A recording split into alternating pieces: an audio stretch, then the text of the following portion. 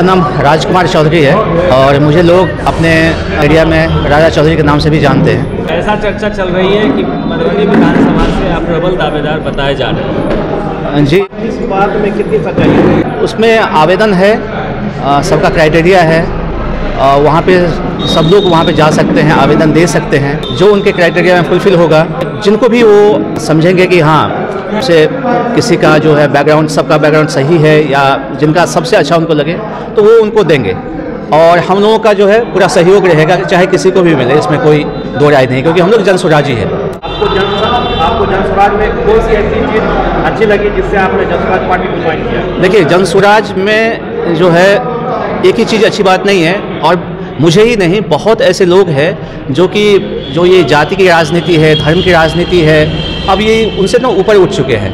तो वहाँ पे ना हमें रोज़गार की बात होनी चाहिए, अच्छी शिक्षा की बात होनी चाहिए। पलायन का मुद्दा इतना बड़ा मुद्दा है, लोग मतलब पलायन करने के लिए विवश है, तो ये सब मुद्दा है। और शिक्षा हो गया, रोज़गार हो गया, तो इन सब को ध्यान में रखते हुए मुझे लगता है कि जनसुराज और प्रशांत जी का जो विचार है, इसलिए हम ही नहीं, काफ़ी लोग हैं, नवयुवक है, पूरा मधुबनी विधानसभा, पूरा बिहार है, पूरा सहयोग करना चाहते हैं कि इस बार जनसुराज ही आए।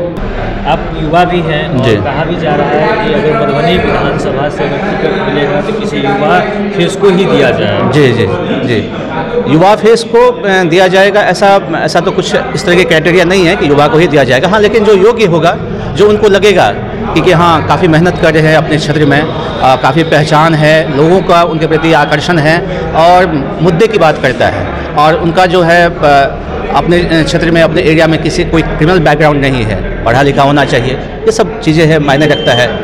तो उनको जो लगेगा हम उनके साथ रहेंगे, प्रशांत जी के साथ रहेंगे। देखिए, रोज़गार का मुद्दा तो है ही, और उससे जुड़ा हुआ पलायन का मुद्दा है। अब पलायन का अब कहने के लिए पलायन है, लेकिन ऐसा माइंडसेट हो गया है कि कोई यहाँ पे अगर मान लिए मधुबनी में रहता है, बिहार में रहता है, तो इसका मतलब ये है कि वो बेकार है, गुड फॉर नथिंग है।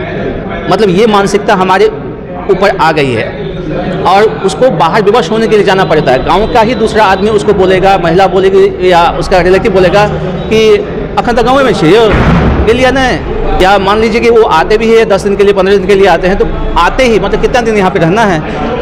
तो कहना कि अगर कोई व्यक्ति अपने गांव में है तो लोग की नजर में वो बेरोजगार है, और ये बेरोजगार होना भी चलो एक बात है, लेकिन ये मानसिकता हमारे अंदर आ गई।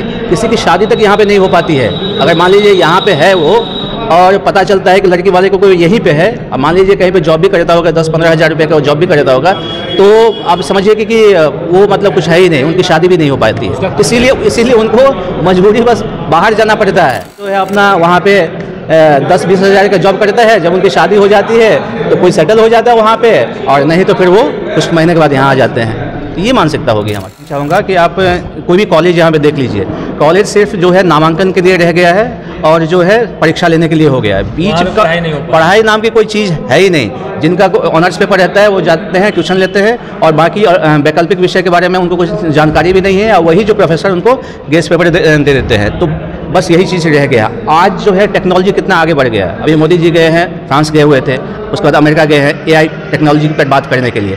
तो वो AI टेक्नोलॉजी जो है, AI क्या होता है, वो अभी से सिलेबस में क्यों नहीं आया हुआ है, क्यों नहीं लागू है। कंप्यूटर जो है, कंप्यूटर आप स्कूल में कंप्यूटर दे दिया गया है, लेकिन आप उसका आप देख सकते हैं कि कंप्यूटर की जो शिक्षक की जो भर्ती होती है उसमें भी करप्शन लिया जाता है। तो करप्शन का भी मुद्दा है, ब्लॉक लेवल पे करप्शन है, ये सब बहुत सारा मुद्दा है। पंचायत लेवल पे करप्शन है, कोई भी दाखिल खारिज हो गया आपका, बिना पैसे का आपका नहीं होगा। जन्म प्रमाण पत्र से लेके मृत्यु प्रमाण पत्र तक के लिए आपको पैसे देने पड़ते हैं, कमीशन देने पड़ते हैं। ये हाल है। अगर आपकी सरकार आएगी तो भ्रष्टाचार मुक्त हो जाएगा बिहार? बिल्कुल बिल्कुल, क्योंकि देखिए यहाँ पे ये जो पार्टी है किसी भी कैंडिडेट से कोई भी पैसा लेता नहीं है। आप जो है कोई भी कैंडिडेट होता है ना, आपको एरिया में पहले ही पता चल जाता है कि कौन से आदमी ने कितना पैसा दिया है पार्टी ऑफिस में। भाई जब पैसा लेगा ही नहीं है तो फिर वो पैसा उगाही कहाँ से करेगा।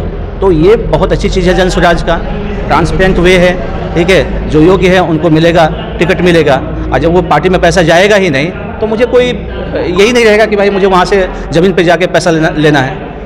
तो ये सब चीज़ें हैं, ये अच्छी चीज़ें हैं। वो राजनीति में आना चाहिए, और अगर इनको मधुबनी विधानसभा से अगर पार्टी टिकट देती है तो क्या इन्हें चुनाव लड़नी चाहिए? बिल्कुल बिल्कुल, युवाओं को आगे आनी चाहिए, खासकर शिक्षित जो सक्षम है आनी ही चाहिए। ऐसे युवा जब तक आगे नहीं आएंगे तब तक बिहार नहीं बदलेगा। लालू के डर से बीजेपी को और बीजेपी के डर से लालू को, ये कब तक चलेगा? ये दोनों पार्टी जो है सो आपस में ही लोगों को लड़ा के, आपस में ही लालू के डर दिखा करके भाजपा को वोट मिलता है, अब भाजपा लालू को डर दिखा करके वो वोट लेता है। तो ये सिस्टम इस बार टूटेगा और 243 सीट पे मजबूती से जनसुराज लड़ेगा और इसी तरह पढ़े लिखे युवा आदमी को ही मौका मिलेगा। क्या आप लोग इस बार सरकार बनाने जा रहे हैं? दावा तो कर सकते हैं, बनाएंगे, पूरा प्रयास होगा। बाकी तो जनता मालिक है, जनता को जगाने का काम हम लोग शुरू कर दिए हैं, करते रहेंगे, अभी टाइम भी है।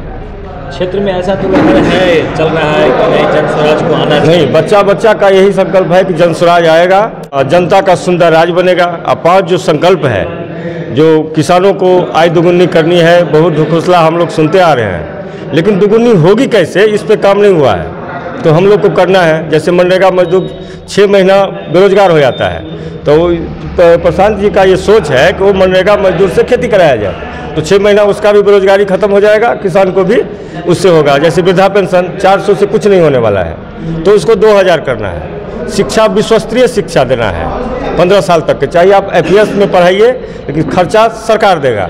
तो ये जो 5 चीज़ है वो बहुत ज़बरदस्त चीज़ है।